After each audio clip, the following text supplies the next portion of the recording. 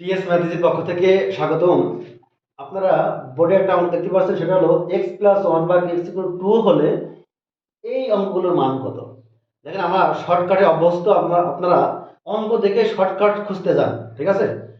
দেখেন, আবার অঙ্ক দেখে আবার ঘাবড়েও যান যে আসলে দেখেন x plus one by x equal to হলে দেখেন যে অঙ্কগুলো দেওয়া আছে, যে রাশিগুলোর মান বের করতে হবে, দেখেন একটাও সূত্র পড়ে না। অঙ্ক দেখে যেন আপনারা ঘাবড়ায় যাবেন না, ঠিক আছে তো।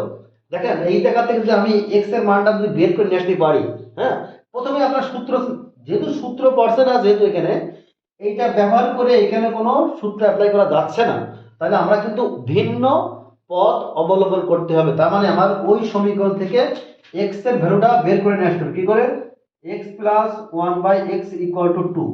এইটা যদি আমরা যদি সমাধান করি, তার মানে এক্স স্কোয়ার প্লাস ওয়ান, মানে লসও করলাম, এটা ইকুয়াল টু টু। তাহলে ক্রস গুণ করলে two x square minus two x plus one equal to zero, বা x minus one whole square সূত্র জিরো। মানে x minus one equal to zero, তার মানে বলতে পারি এক্স ইকুয়াল টু ওয়ান। হ্যাঁ, দেখেন এক্স এর মান যদি আপনি এখানে বসাই দেন, তাহলে কি হয়? এক্স এর মান বসাই দিলে কত হবে? বসান তো এখানে ওয়ান প্লাস ওয়ান ভাগ ওয়ান। মনে রাখবেন যে ওয়ানের পাওয়ার যাই থাক না কেন, তার মান কিন্তু ওয়ানই হবে, ঠিক আছে। যত বড় পাওয়ারই হোক না কেন, ওয়ান ইকুয়াল 100, তার মান কিন্তু আমাদের ওয়ানই, ঠিক আছে। এটা কিন্তু মাথায় রাখবেন, মানে ওয়ানের পাওয়ার যাই থাকবে কেন, ওর মান কিন্তু আমাদের কি ওয়ান। এটা মাথায় রাখার চেষ্টা করবেন। তাহলে দেখেন এইটার তো নিয়ে আমরা কত পাচ্ছি, এটার মান তো নিয়ে আমরা ওয়ান ভাগ ওয়ান মানে ওয়ান, তার মানে এটা টু। দেখেন এখানে ওয়ান, এখানে ওয়ান পাবো আমি, তাহলে one plus one equal to two পাবো। এখানেও দেখেন x to the 100, one by x to the 99, একই জিনিস। তার মানে one plus one equal to two. X to the zero, তার মানে ওয়ান টু দি জিরো, মানে মানে ওয়ানের মধ্যে যাই থাক না কেন, তার মানে ওয়ান। ওকে, তাহলে আমরা ওয়ান প্লাস ওয়ান ভাগ ওয়ান, তার মানে এটাও আছে টু, ঠিক আছে। এই মান বসাবেন, এক কথা আমরা মান বসাবেন। এখন তাহলে আমরা এই জায়গা থেকে আমরা আসি যে আমরা এক্স প্লাস ওয়ান ভাগ এক্স ইকুয়াল টু হলে আমরা সব মনে রাখবেন যে এক্স এর মানটা আমাদের ওয়ান হয়।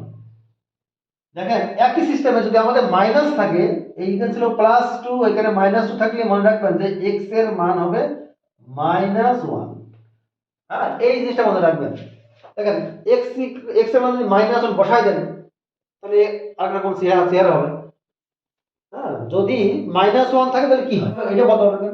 মাইনাস ওয়ানের মাথায় ফোর, ওয়ান বাই মাইনাস ওয়ানের মাথায় ফাইভ। তার মানে দেখেন মাইনাস ওয়ানের মাথায় জোড় সংখ্যা, তার মানে ওয়ান। যদি বিজোড় সংখ্যা হয় তাহলে কি মাইনাস হবে, কিন্তু মাইনাস ওয়ান মানে জিরো। আপনারা একটু হিসাব করে মানটা বসাবেন, ঠিক আছে।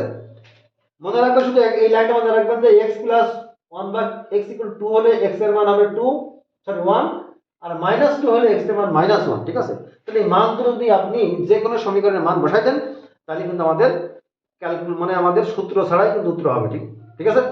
তা আপনারা একটু চিন্তা ভাবনা করে অ্যান্সার করবেন, ঠিক আছে।